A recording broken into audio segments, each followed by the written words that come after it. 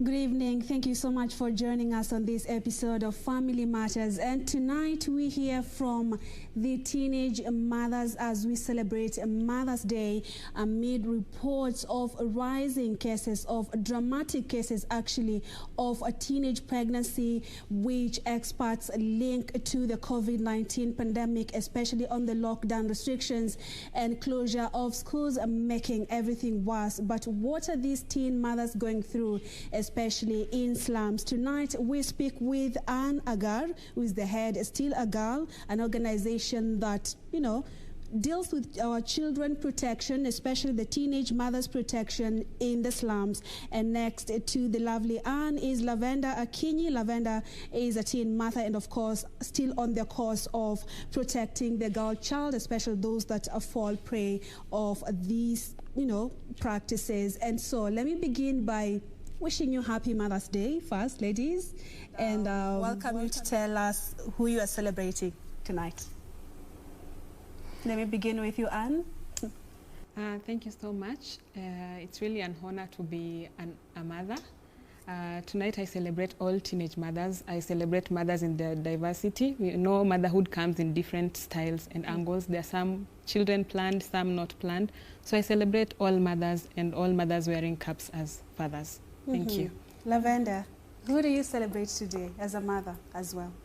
Oh, thank you. I celebrate all the mothers, whatever they do, the struggles and everything. They're just strong, the strongest human beings, Yeah, I really celebrate them, their good work and whatever the beliefs they have in everyone. Yeah.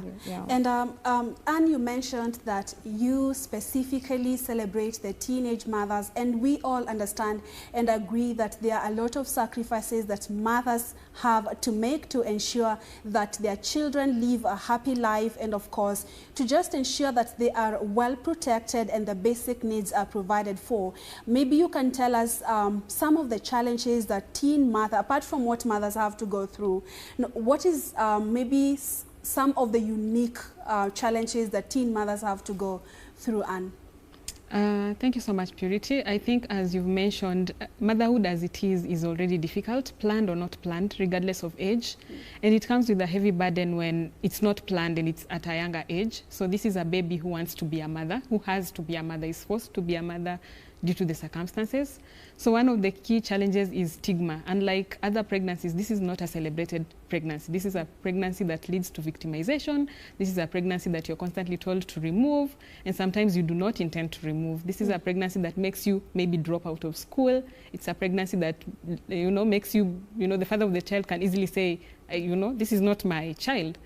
And yeah, it's just a heavy burden because it's a setback for these particular girls. Unlike for older women, it's a stepping stone. You've moved ahead in your life. But for them, this is like a scar that you carry along your whole life. Okay. And the World Health Organization did release a report that every year, especially in developing countries, and Kenya is one of them, that about 21 unwanted pregnancies are reported. And among these, 21 million cases of teenage pregnancies are reported every year. And from these 12 million are, give birth. 12 million of these girls give birth. I don't want to talk about why the others don't give birth, because these are reasons that we know. But you've mentioned that it's a scar. And let me just stay with you. What do you think could be a main cause for teenage pregnancy in developing countries? And now we are talking about in the slums. I think one of the key things is poverty, because when, you're lured with gifts, you're lured with some affection. We are brought up in very strict families, or, somewhat straight. So some affection from your parents is something you would sometimes long for, considering your parents spend more time trying to get money to provide for your needs. And there's hardly someone who says, my baby, I love you. So when some stranger tells you they love you and give you some 50 shillings, or they buy you the random things that your parents would see as luxury, then you think that is love. I think the main key things is just some affection, love, and poverty. And that makes me now move to Lavenda. Lavenda, off air, we were you told me it was after you had cleared your high school. Maybe you can tell us, is there any of the contributing factors that Anne was talking about maybe could have contributed to you finding yourself in such a situation where you're getting pregnant and you had not planned for it or even ready for it? I'll say on affection part I can't say, but again, after finishing Form 4, you know, my parents were like, you can move to Bondo and at least get a job, because they believe that after you finish Form 4, you need to be doing something. And you know, moving away from the parents and you're now living with your aunt, you seem to be somehow free, because that period of Form 1 to Form 4, you need to learn. So when you're exposed, like I was exposed now to the outside world, like you finished high school, now you find someone. The freedom overwhelmed you. Yeah, and you found someone, and you know, I love you, and you know, it starts and develops. So I think again, it's when you happen to detach from your parents, from the strictness, as she said, as Anne said. From you need to learn not to do this and this. So when you detach from that, you tend to maybe find some more things that you didn't know while that period of being in high school.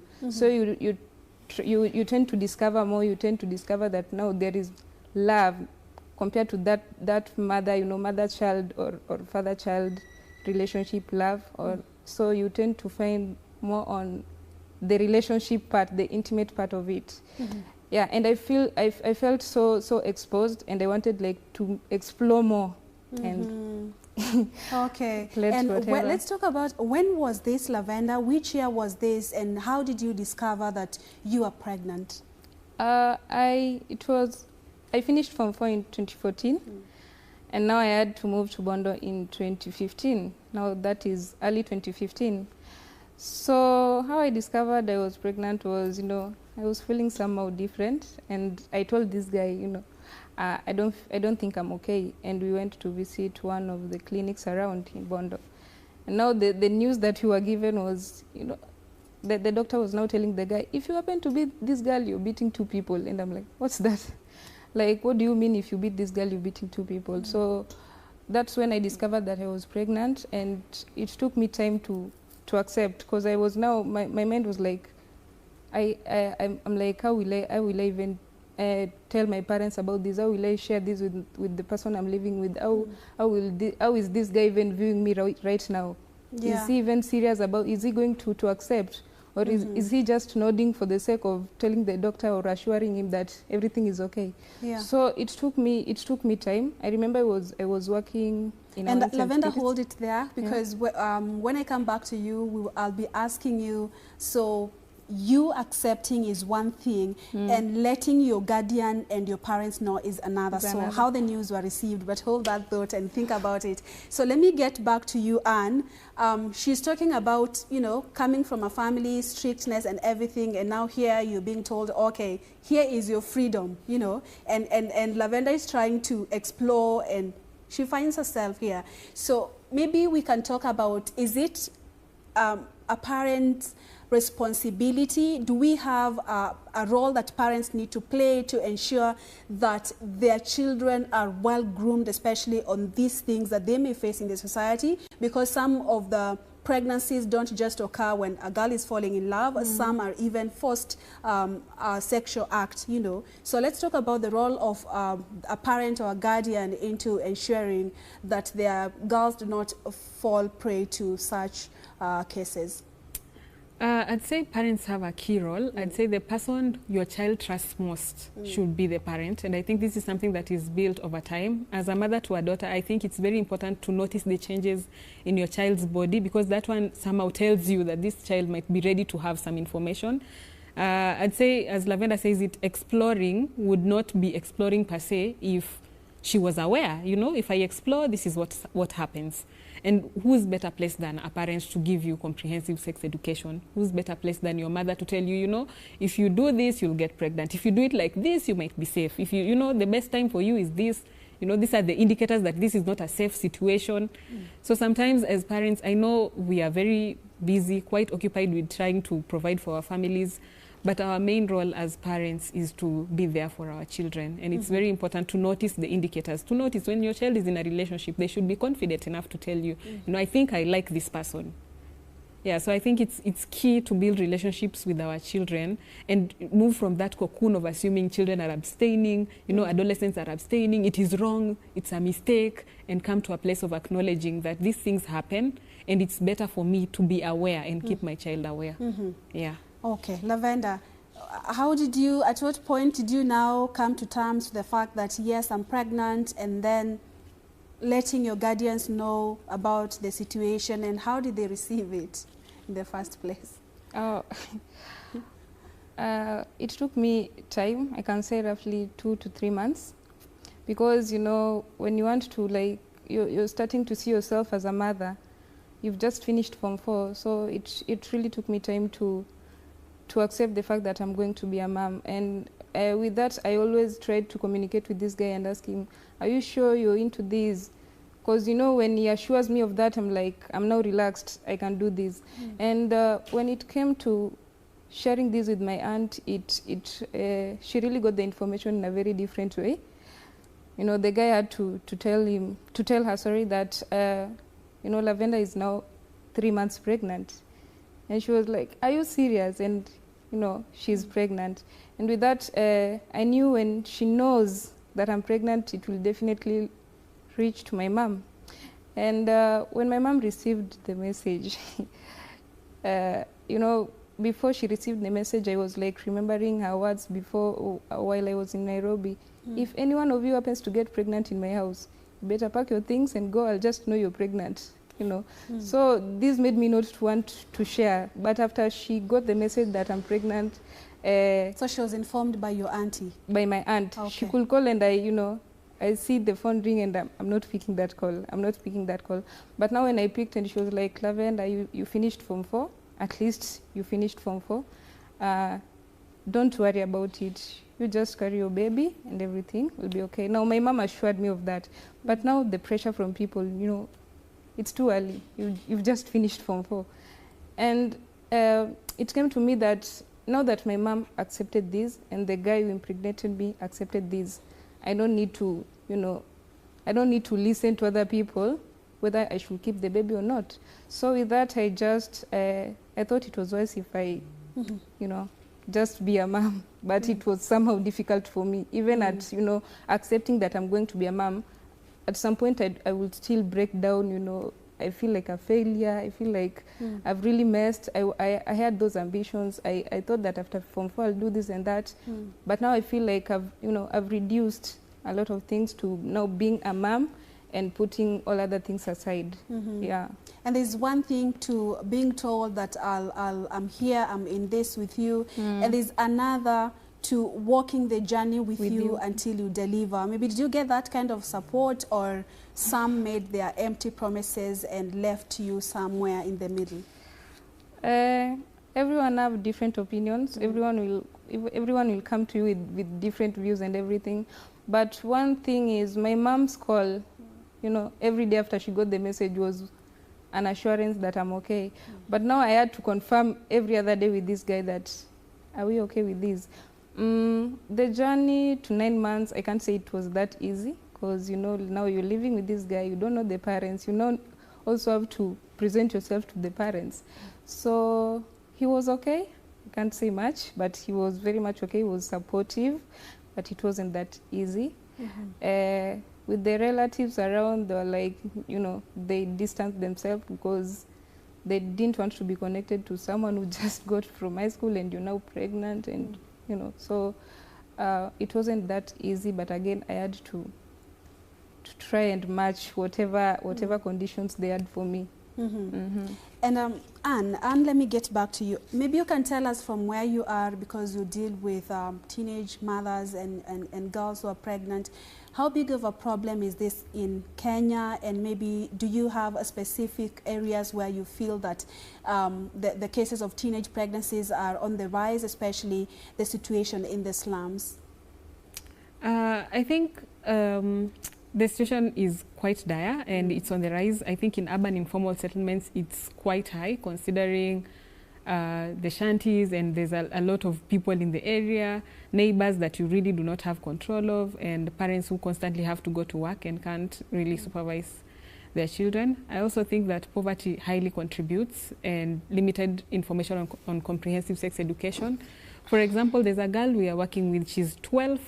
She got pregnant when 12, she's 16 now, has a 4-year-old, a 16-year-old with a 4-year-old who needs to go to school.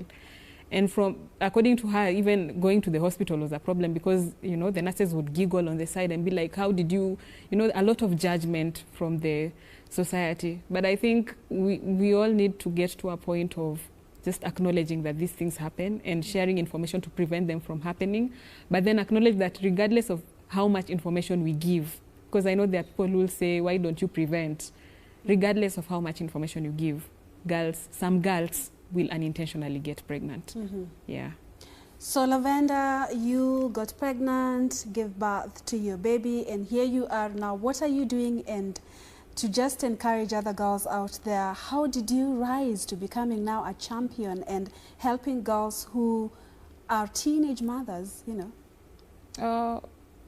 Did you finally maybe go to college as you had anticipated? Maybe you can tell us currently what you're doing and whether you love it.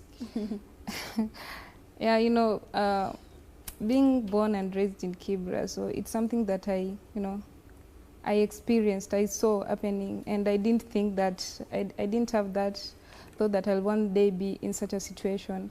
And currently I'm a mentor at Polycom Development Project. We do mentorship, we do girls mentorship. I went to ZTech college. Unfortunately, I wasn't able to finish. I pursued diploma in community development and social work, and I just love it because on a broader view, I wanted mainly to major on the major issues that we have mostly in slums, and it's so unfortunate that teenage pregnancy is coming out clearly. And I love doing the mentorship sessions with the girls because I know the pressure that they have in this society. You know, first of all, if you're pregnant and maybe you might be knowing the dad, but now going to live with that person is another thing. And you find most of the girls will go live with these people just because the society, you know, is pushing you. Now that you're pregnant, you need to raise the child together with the guy. And with that, you find it's now leading to these girls going through, you know, gender-based violence, and now they're traumatized. And when you're going back to your parents' house, it's another thing. So I love encouraging these girls. It's never that easy, but again, it's something to be proud of. Yeah, being a mom is something to be proud of, but it's never that easy. So encouraging these girls to, you know, just step out, be strong, because whenever you're strong for your kid, the kid grows in a very, you know, good environment. But if you're not depressed all the way, you know, you'll be looking at the kid and you're seeing that kid as a mistake, and you know, the kids also grow with this thing that they know what's happening. It's just that they can't express it. So we advise them to at least be strong. It's something that is happening. You can listen to the society. At times we break down. Like even at my age, I can at times, you know, sit and break down. It's something that is happening, but encouraging them and mentoring them, you know, telling them that everything is okay. It's never the end of the road. You can still do it. You can still make it in life. I love just doing that. You love just doing that. And from a personal experience, Lavenda, maybe what are some of the challenges that you feel that teenage mothers are going through? And maybe from now your own opinion, what would you wish changed in the way that the kind of support that teen mothers get in this country? I can say, okay, now if I connect it to my experiences, now when these people go back to the society with their kids, you know, pressure from every other side. Now, it even starts when they're pregnant. Now, pressure will be like, you know, you need to abort. It's too early for this. And there was this point in Kibra where abortion was something that could be, you know, every other day you wake up at, you know, there's a kid that's been thrown somewhere, don't know what. So with that, we thought it was wise at least to have these teen moms and tell them, even if you're pregnant, you can still carry these. And the other big challenge is that how the society view these people, and now they're the ones pushing them to go and live with these men just because they got pregnant for them.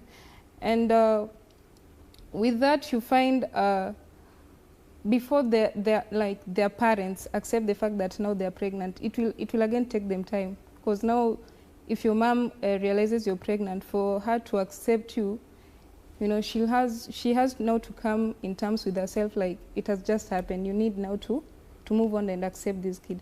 But by the time they realize that they need now to take their girls back home, it's when they've decided to live with a man. They've gone through gender-based violence. They're now tortured. They're now depressed. They are hopeless. By the time you're taking them back and trying to put them to that level that you want them to be, it's somehow difficult. So I'd really request, if people from the society, if we started from up there, like, you see there's a teenage girl, it's never their fault. Maybe it might be their fault, but if you try dig deep, find out why.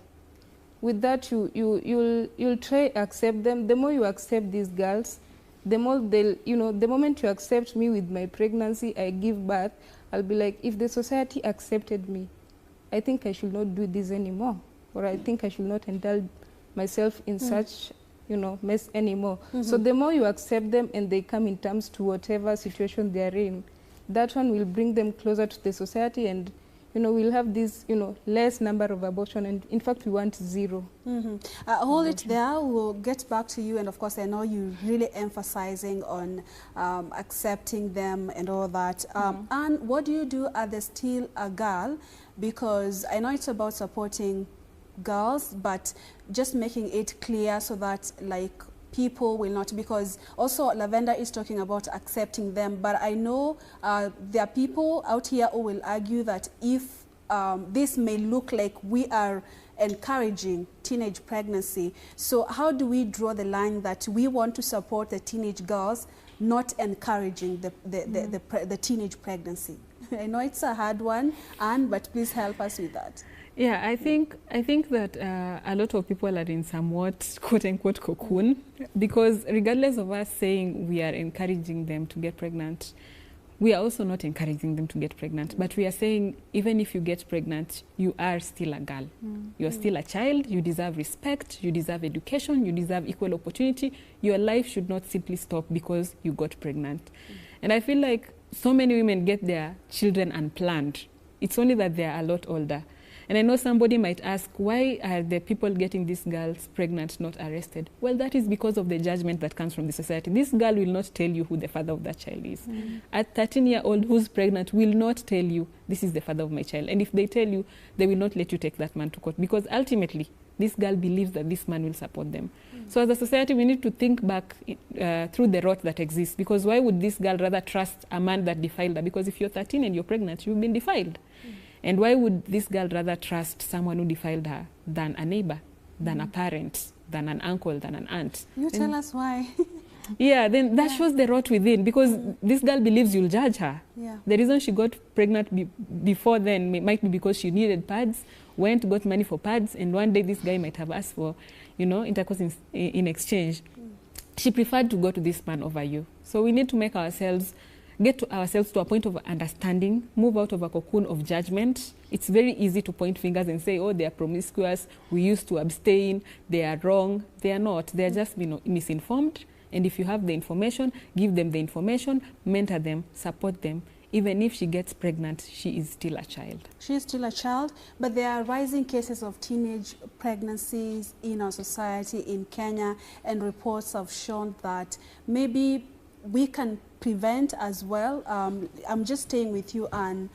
What do you think? Because most people say that the lockdown restrictions and schools being closed exposed girls to some of these activities. Maybe you can tell us, is it about the lockdown restrictions, or it's the family, the mother-child relations, the father-child relations, and how can this be addressed so that we don't also find ourselves having so many teen mothers in our society?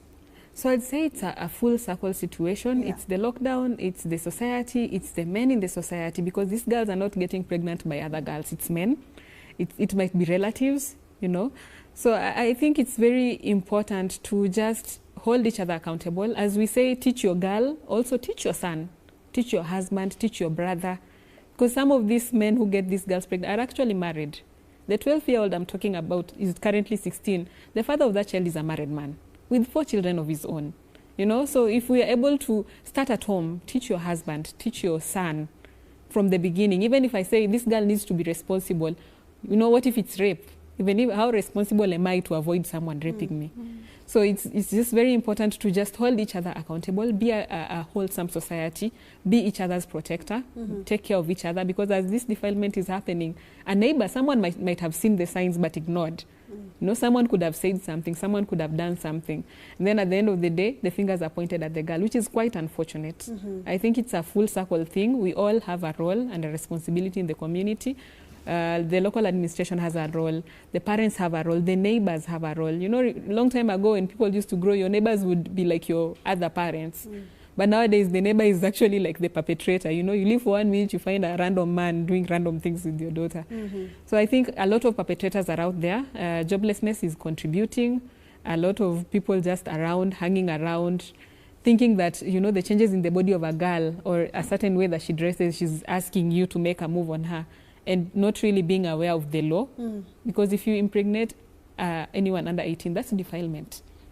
And, you know, and the fact that they are not reporting also shows a gap within, that they are not aware that this is defilement. I can do something about it. You know, yeah. Okay, I think that's a good note to end the show, but I'll give you just 30 seconds because I need to hear from you, Lavenda.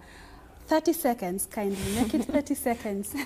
So I like, still a girl, it's kind of like such an encouraging, motivational word that girls out here, because like you said, some girls maybe feel this is the end of my journey after they get pregnant, and they cannot continue, they cannot become who they want to become in the future. Maybe you can speak to such a girl who is maybe pregnant or a teen mother, has discontinued their school, and they feel, okay, this is how my life is going to be for the rest of my life. Just some few words of wisdom, Lavenda. I can tell them, one, I'm proud of them because they've decided to carry the pregnancy. Abortion is one thing that I don't encourage. And it's never the end of the road. You can still go to school, you still have that right to go, that right to education, you still have that right to shelter and right to everything. So it's upon you, it's upon yourself. I know it will take time, but accept yourself and move on. You're strong and you can do this. Yeah, you're strong and you can do this. Thank you so much, Lavenda. Thank you, Anne. Thank you, Lavenda. Happy Mother's Day once again. It's great having you in our show tonight, and thank you for being part of our conversation. Thank you so much also for watching Family Matters tonight. I'm Purity Museo. Enjoy the rest of our programming, and God bless.